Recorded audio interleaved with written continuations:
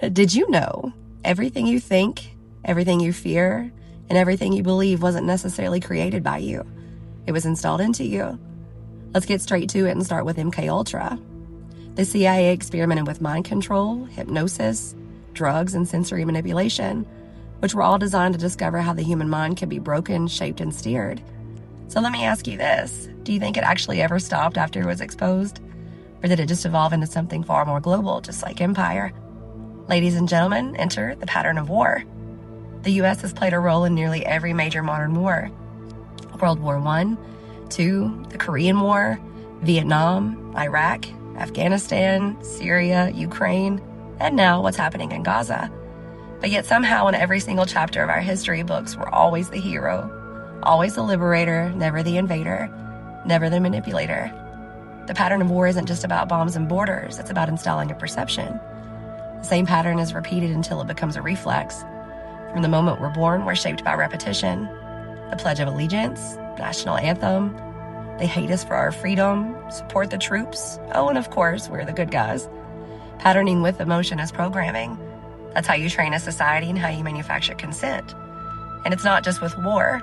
Let's think deeper. Why do so many people spaz at the word witch? Or assume that pagan symbols are evil? Because patterning goes even deeper into spiritual warfare. For centuries, any connection to the earth, the stars, the feminine, or the inner world was labeled dark, evil, or demonic. Repetition created fear. Fear created rejection. Rejection became tradition. That's not a coincidence, that's design. When you're locked in reaction, you're not in creation. You're not questioning, you're surviving.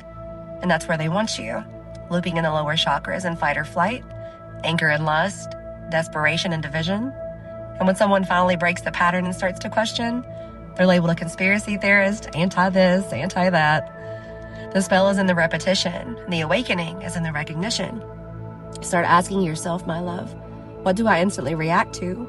What emotional patterns loop in my life?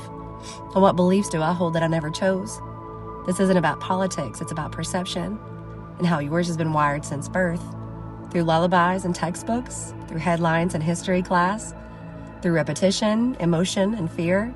You were never taught how to think, you were taught what to think. But once you see the pattern, you can't unsee it. You start noticing the trigger words, the emotional hooks, the cycles on repeat. You stop reacting and start consciously choosing. Where attention goes, energy flows. Discernment becomes your rebellion.